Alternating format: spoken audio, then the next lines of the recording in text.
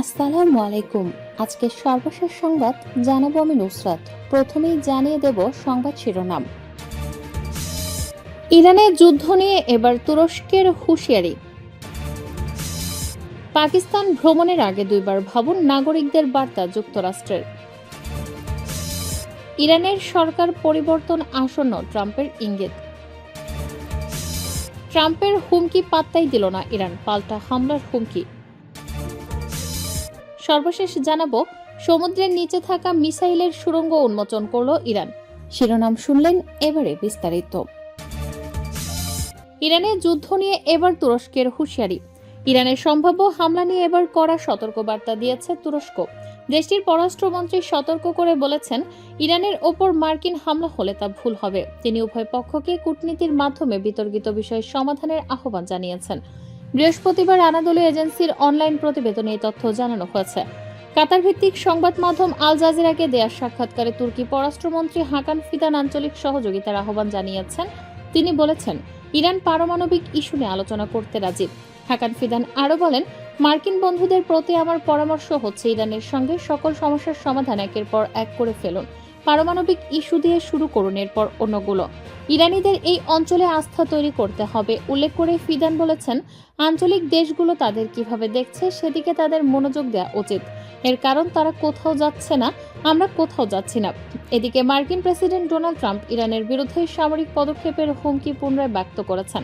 ট্রাম্পের এমন বার্তার পর ইরানের পররাষ্ট্রমন্ত্রী আব্বাস আরাকচি বলেছেন, যুক্তরাষ্ট্রের পক্ষ থেকে সম্ভাব্য যে কোনো হামলার তাৎক্ষণিক ও শক্তিশালী জবাব দিতে তার দেশের সশস্ত্র বাহিনী প্রস্তুত রয়েছে। পাকিস্তান ভ্রমণের আগে দুইবার ভাবুন, নাগরিকদের বার্তা যুক্তরাষ্ট্রের।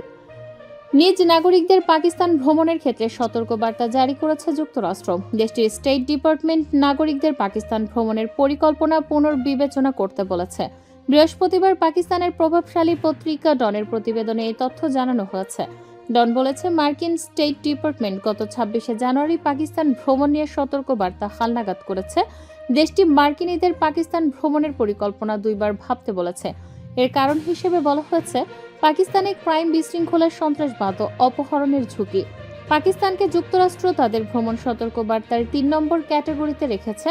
এর অর্থ হলো, কোনো ধরনের সতর্কবার্তা ছাড়াই পাকিস্তানের সন্ত্রাসী হামলা হতে পারে। মার্কিন স্টেট ডিপার্টমেন্টের মতে, পাকিস্তানের হোটেল, মার্কেট, শপিং মল, সামরিক ও নিরাপত্তা স্থাপনা, বিমানবন্দর, ট্রেন, স্কুল, হাসপাতাল, পর্যটন কেন্দ্র, সরকারি স্থাপনা ও ধর্মীয় উপাসনালয়কে লক্ষ্য করে হামলা হতে পারে। এছাড়া যুক্তরাষ্ট্র পাকিস্তানের কিছু অঞ্চলে তাদের নাগরিকদের ভ্রমণ করতে সম্পূর্ণ নিষেধ করেছে। এর মধ্যে রয়েছে পাকিস্তানের খাইবার পাখতুনখোয়া অঞ্চল। এই অঞ্চলগুলোকে ক্যাটাগরি 4 স্তরে রেখেছে যুক্তরাষ্ট্র। সাম্প্রতিক বছরগুলোতে পাকিস্তানের সন্ত্রাসী হামলার পরিমাণ বেড়েছে। বিশেষ করে পাকিস্তানের নিরাপত্তা বাহিনীকে লক্ষ্য করে এসব হামলা হচ্ছে। ইরানের সরকার পরিবর্তন আসন্ন, ট্রাম্পের ইঙ্গিত। একের পর এক বিক্ষোভে উত্তাল ইরান। দেশটির সরকার বর্তমানে ইতিহাসের কঠিনতম সময় পার করছে। এরই মধ্যে কড়া হুঁশিয়ার বার্তা ও ইরানের সরকার পরিবর্তনের ইঙ্গিত দিয়েছেন মার্কিন প্রেসিডেন্ট ডোনাল্ড ট্রাম্প।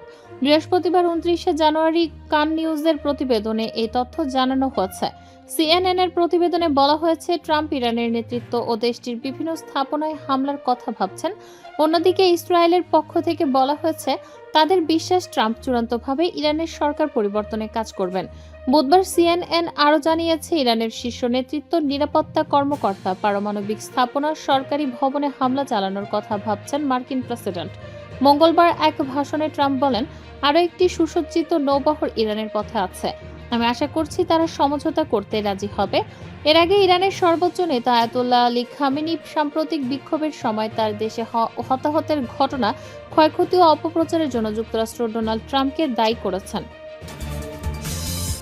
ট্রাম্পের হুমকি পাত্তাই দিল না ইরান, পাল্টা হামলার হুমকি। ইরানের পররাষ্ট্রমন্ত্রী আব্বাস আরাকচি জানিয়েছেন, যুক্তরাষ্ট্র যদি কোনো ধরনের হামলা চালায় তবে ইরানের সশস্ত্র বাহিনী তাৎক্ষণিক ও শক্তিশালী জবাব দিতে প্রস্তুত রয়েছে। মার্কিন প্রেসিডেন্ট ডোনাল্ড ট্রাম্প নতুন করে সামরিক পদক্ষেপের হুমকি দেওয়ার কয়েক ঘন্টা পরই তিনি এই মন্তব্য করেন। বুধবার 28শে জানুয়ারি রাতে সামাজিক মাধ্যমে দেয়া এক পোস্টে আরাকচি লিখেছেন, আমাদের সাহসী সশস্ত্র বাহিনী প্রিয় মাতৃভূমির স্থল, আকাশ ও সমুদ্র সীমায় যে কোনো আগ্রাসনের বিরুদ্ধে তাৎক্ষণিক ও শক্ত প্রতিক্রিয়া জানাতে ট্রিগারে আঙুল রেখে প্রস্তুত রয়েছে। তিনি বলেন, গত বছরের জুনে ইসরায়েলের কয়েকদিন ব্যাপী হামলা এবং শেষ সময়ে ইরানের পারমাণবিক স্থাপনায় যুক্তরাষ্ট্রের আঘাত থেকে ইরান গুরুত্বপূর্ণ শিক্ষা নিয়েছে। 12 দিনের যুদ্ধ থেকে পাওয়া অভিজ্ঞতা ইরানকে আরও দ্রুত, আরও শক্তিশালী ও গভীরভাবে জবাব দেওয়ার সক্ষমতা দিয়েছে। এর কয়েক ঘন্টা আগেই ট্রাম্প তার সামাজিক যোগাযোগ মাধ্যম ট্রুথ সোশ্যালে লিখেছেন, একটি বিশাল নৌবহর ইরানের দিকে এগোচ্ছে, যা প্রয়োজনে দ্রুত শক্তি প্রয়োগের মাধ্যমে মিশন সম্পন্ন করতে প্রস্তুত। একই সঙ্গে তিনি ইরানকে দ্রুত আলোচনায় বসার আহ্বান জানিয়ে বলেন, সময় ফুরিয়ে আসছে। একটি ন্যায্য ও সমতা ভিত্তিক চুক্তি করুন, কোনো পারমাণবিক অস্ত্র নয়। তবে ট্রাম্পের এই বক্তব্য পারমাণবিক ইস্যুর সামনে এলেও তিনি আগেই দাবি করেছিলেন, গত বছরের হামলায় ইরানের পারমাণবিক কর্মসূচি ধ্বংস হয়ে গেছে। শক্তি প্রদর্শন না যুদ্ধের প্রস্তুতি। এই মাসে ইরানের সরকার বিরোধী বিক্ষোভ দমনে কঠোর পদক্ষেপ নেওয়ার প্রেক্ষাপটে ওয়াশিংটনের সঙ্গে তেহরানের উত্তেজনা বাড়ছে।